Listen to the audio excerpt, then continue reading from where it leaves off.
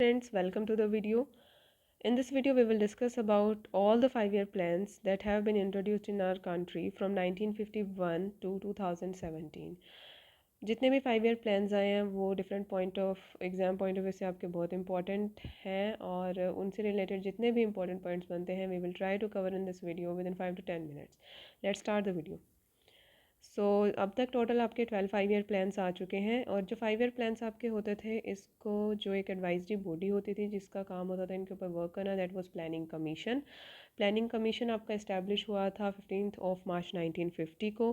Planning commission सिर्फ एक advisory body थी, लेकिन जो भी प्लान्स बनते थे उसका फाइनल अप्रूवल हमेशा नेशनल डेवलपमेंट काउंसिल के द्वारा होता था. नेशनल डेवलपमेंट काउंसिल आपकी जो इस्टेब्लिश हुई थी वो 1952 के अंदर इस्टेब्लिश हुई थी.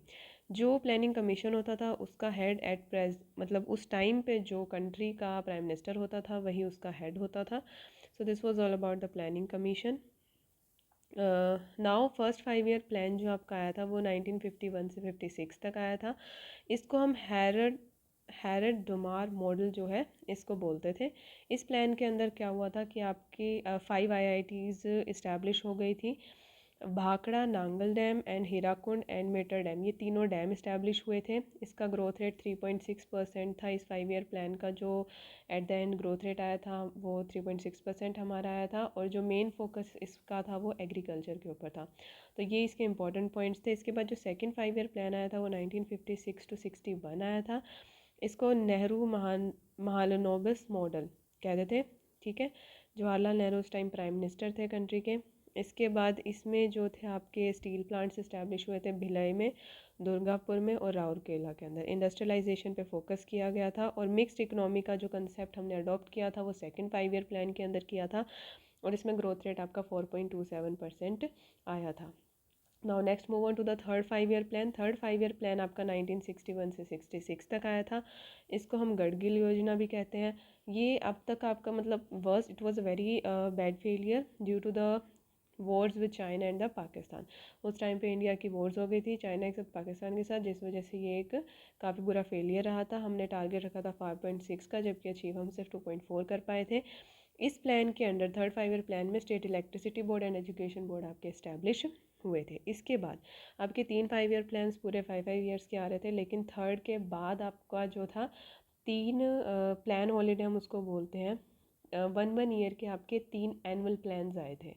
ठीक है, 5-year प्लान्स नहीं आए, 3 साल तक ब्रेक था. इसको हम प्लान हॉलीडे बोलते हैं और एनुअल प्लान्स आपके आए थे. इनके दौरान हमने इक्वल प्रायोरिटी दी थी. जो भी एग्रीकल्चर, इंडस्ट्रीज़ एंड जो एलिड एक्टिविटीज़ हैं उसको हमने इक्वल प्रायोरिटीज़ दी थी ड्यूरिंग दीज 3 years. तो 66 से लेके 69 तक आपका एनुअल प्लान ही चल रहा था. इसके बाद आपका जो फोर्थ 5-year प्लान आता है उसके बारे में देखते हैं कि 1969 से 74 तक ही आया था. इसके टाइम पे क्या हुआ था, फोर्थ 5-year प्लान इंपॉर्टेंट है क्योंकि इस टाइम पे आपका ग्रीन रेवोल्यूशन भी हो गया था, आपका वाइट रेवोल्यूशन भी हो गया था. 14 बैंक्स को नेशनलाइज कर दिया गया था. इंदिरा गांधी उस टाइम पे हमारी प्राइम मिनिस्टर थी और उन्होंने गरीबी हटाओ का सोल्यूशन वो स्लोगन भी दिया था. और ये प्लान आपका बिग फेलियर रहा था.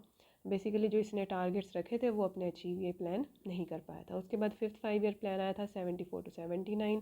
इसमें आपका नेशनल हाईवे सिस्टम इंट्रोड्यूस हुआ था. जनता गवर्नमेंट जो थी वो उस टाइम पे रूल कर रही थी इंडिया के अंदर. एंड ड्राफ्ट जो प्लान का बनाया था वो डीपी धर जो कि एक ब्यूरोक्रेट थे उन्होंने बनाया था.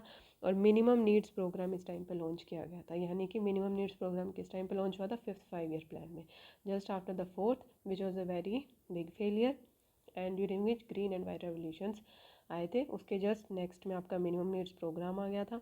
इसके बाद हम देखते हैं फिफ्थ के बाद सिक्स 5-year प्लान आया ही नहीं. मतलब उसके बाद ब्रेक था, that was a rolling plan.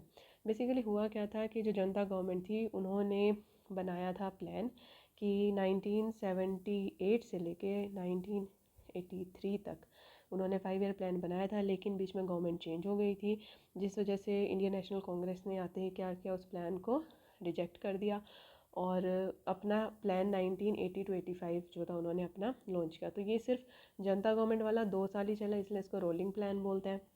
अब जो रोलिंग प्लान का जो टर्म है ये हमने गुनार मिडल से जो है लिया है. मतलब फ़र्स्ट टाइम ये उन्होंने मेंशन किया था ये जो टर्म होता है रोलिंग प्लान का.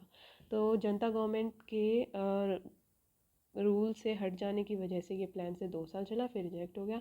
फिर इंडियन नेशनल कांग्रेस ने आकर अपना 6th 5 ईयर प्लान लॉन्च कर दिया 82 to 85, और it was a very great success. इसमें सभी सेक्टर्स को इक्वल इंपॉर्टेंस दी गई थी, और लिबरलाइजेशन की जो बेसिकली शुरुआत हुई थी वो आपकी 6th 5 ईयर प्लान से हुई थी। इसके बाद 7th 5 ईयर प्लान जो था 85 to 90, ये राजीव गांधी के अंडर आया था, और इसमें जवाहर रोजगार योजना 1989 आपकी इंट्रोड्यूस की गई थी। इसके बाद आपके जो थे 7th के बाद दो प्लान्स आए थे, एनुअल 92 91 एंड 1991 to 92। दो एनुअल प्लान्स आए थे, क्योंकि उस टाइम में पॉलिटिकल इंस्टेबिलिटी चल रही थी, फॉरेन एक्सचेंज रिजर्व हमारे ख़त्म हो रहे थे, मीन्स क्राइसिस चल रहा था काफ़ी बुरा, and it was the beginning of liberalisation and privatisation. तो इसी टाइम पे हमारी लिबरलाइजेशन 7th के बाद हमारी जो थी लिबरलाइजेशन प्राइवेटाइजेशन शुरू हो गई थी, एलपीजी पॉलिसीज़ आ गई थी।